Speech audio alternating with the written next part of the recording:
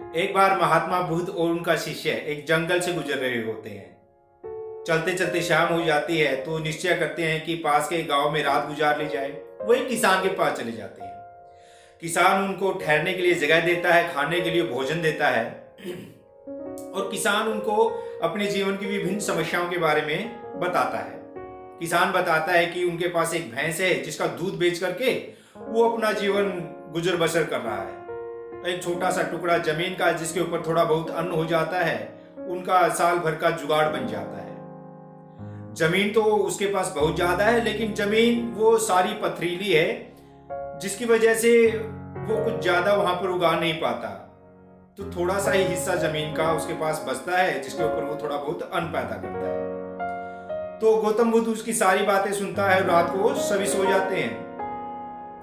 जब रात हो जाती है तो गौतम बुद्ध उठते हैं और अपने आनंद, जो उनका शिष्य था, उनको कहते हैं कि आप इसकी भैंस खोल करके जंगल में छोड़ दो। आनंद हक्का बक्का रह जाता है कि गुरुजी आप मुझसे क्या अनर्थ करवा रहे हैं। ये किसान तो उस भैंस का दूध बेच करके अपना जीवन व्यापन कर रहा है, अपना जीवन व्यतीत कर रहा है, और आप मुझसे वो भैंस खुलवा करके जंगल में छोड़ने की बात कर रहे हैं। महात्मा बुद्ध कहते हैं जैसा मैं कह रहा हूं वैसा आप कीजिए। शिष्य था, बात मानना जरूरी था। आनंद रात को उसकी भैंस खोलता है और जंगल में छोड़ देता है। कुछ वक्त बीतने के बाद जब आनंद और महात्मा बुद्ध वापस उसी गांव से गुजर रहे होते हैं तो रास्ते में उसी किसान का घर पड़ता था। तब वहां पर आने पर वो देखते हैं, आनंद पाता है कि वहां पर बहुत दूर दूर तक हरी भरी फसल लहरा रही है। आनंद ये सब देख करके आश्चर्यचकित हो जाता है और गुरु की महिमा भी समझ जाता है। जब किसान से पूछा जाता है कि ये सब कैसे संभव हुआ, किसान ने बताया कि जब उसकी भैंस चली गई थी, गुम हो गई थी, जंगल में चली गई, तो उसने अपनी कसी उठाई और अपनी कसी के साथ पूरा खेत खोद डाला। जितने पत्थर थे वहां से सारे पत्थर निकाल करके उस जमीन को साफ किया, झाड़ियों को साफ किया और वहां पर अपनी फसल बोना शुरू कर दिया। तो हमें इस बात से क्या सीख मिलती है? हमें इस बात से सीख मिलती है कि जब तक हम छोटी मोटी चीजों से जुड़े रहते हैं, अटके रहते हैं, चिपके रहते हैं, हम बड़ा नहीं सोच पाते। तो अब हमें तय करना है कि हमारी भैंस हम कब तक बांध करके रखते हैं। जब तक हम उस भैंस से बंधे रहेंगे तब तक हम आगे नहीं बढ़ पाएंगे। अगर हमें जीवन में निरंतर आगे बढ़ना है तो छोटे मोटे लालच को, छोटे मोटे प्रलोभन को छोड़ना पड़ेगा। ठीक ऐसे ही हम अपने जीवन में न जाने कितने छोटे मोटे लालच से जुड़े रहते हैं, जो हमें बड़े लालच से दूर रखता है, जो हमारा एजेंडा है, जो हम बड़ा कर सकते हैं, उस बड़ा करने से हमें रोकता है। तो हमें तय करना होता है कि क्या हम बड़ा पाना चाहते हैं या वहीं पर संतुष्ट रहना चाहते हैं। ठीक ऐसी ही एक मैं छोटी सी और कहानी आपको बताता हूं। एक बार एक मछुआरा तालाब से मछलियां निकाल रहा था। वो छोटी मछलियां अपने पास रख लेता और जैसे ही बड़ी मछली उसको मिल जाए वो उठा करके बाहर फेंक देता। तो लगातार उसको बड़ी मछलियां मिल रही थी और वो उठाता उस बड़ी मछली को वापस तालाब के अंदर फेंक देता। तो पास खड़ा एक आदमी आश्चर्यचकित होकर के पूछता है, भैया आप ये क्या कर रहे हो? अब छोटी मछलियां आपको मिल नहीं रही है, बड़ी मछलियां उठा करके आप अंदर वापस तालाब में डाल रहे हो, ऐसा क्यों? तो वो मछुआरा कहता है कि एक्चुअल में मेरे पास एक जो कढ़ाई है खाना बनाने की वो छोटी है, उसमें बड़ी मछली नहीं आ सकती। तो उसकी मानसिकता क्या थी? उसकी मानसिकता वही थी कि वो जीवन भर छोटी सी कढ़ाई को लिए फिरेगा, उस छोटी कढ़ाई को वो छोड़ नहीं पा रहा है। ठीक वैसे ही हम अपनी छोटी सोच से चिपक जाते हैं और बड़ा देख नहीं पाते। हमारे पास ऐसा करने की क्षमता है, बड़ा करने की क्षमता है, लेकिन हम उस बड़ा करने में, उस बड़ा सोचने में संकोच करते हैं। हम सोचते हैं कि अरे नहीं, जो कुछ चल रहा है ठीक चल रहा है, क्या दिक्कत है, इसमें प्रॉब्लम क्या है? प्रॉब्लम वहां नहीं, प्रॉब्लम हमारी सोच में हो जाती है। तो हमें उस छोटी मानसिकता को हटा करके हमें आगे बढ़ने की जरूरत होती है। हम जब एक कार्य शुरू करते हैं तो उसमें निरंतर प्रगति करने के लिए हमें उसमें कुछ और डालना होता है, उसमें कुछ और ऐड करना होता है, ताकि हम उस एक स्टेप के बाद दूसरे स्टेप के ऊपर जा पाए। हम अपनी एक्चुअल पोटेंशियल का, हमारी एक्चुअल जो क्षमता है, जो पावर है, जो हमारे अंदर क्वालिटी है, उसको हम यूज में ही नहीं ला पाते और जीवन में हम उस पोटेंशियल को, उस काबिलियत को ऐसे ही जाने देते हैं।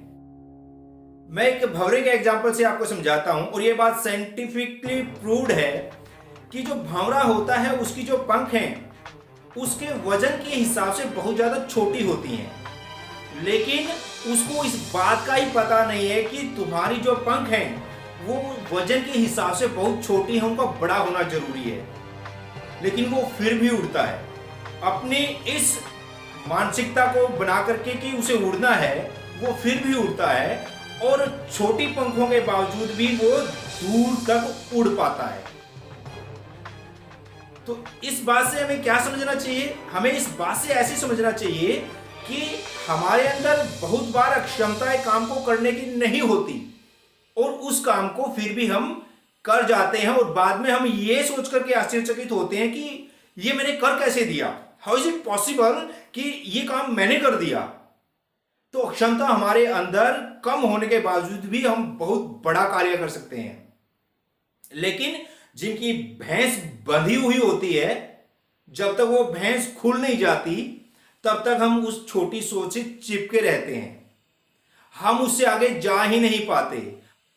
जब हम कोई बिजनेस शुरू करना चाहते हैं, उससे पहले हम क्या मानसिकता बना लेते हैं कि अरे नहीं, ये तो पहले से ही पीट चुका है काम धंधा, सब कुछ इसमें क्या है, जो लोग पहले आए थे उन्होंने तो इसमें खूब प्रॉफिट कमा लिया है, अब तो इसमें प्रॉफिट नहीं बचा है, अगर मैं ये काम शुरू करूंगा तो इसमें कोई प्रॉफिट ही नहीं होगा।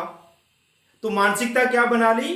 भैंस को हमने बांध रखा है, अपनी सोच को हमने बांध रखा है, और जब तक हम अपनी सोच को खोलेंगे नहीं, फ्री नहीं करेंगे, लिबरेट नहीं करेंगे अपनी सोच को, अपने आप को लिबरेट नहीं करेंगे, तब तक हम कैसे आगे बढ़ पाएंगे? हम जिस सफलता की बुलंदियों को हम छू लेना चाहते हैं, क्या हम उसको हासिल कर पाएंगे जब तक हमारी मानसिकता बंधी हुई है?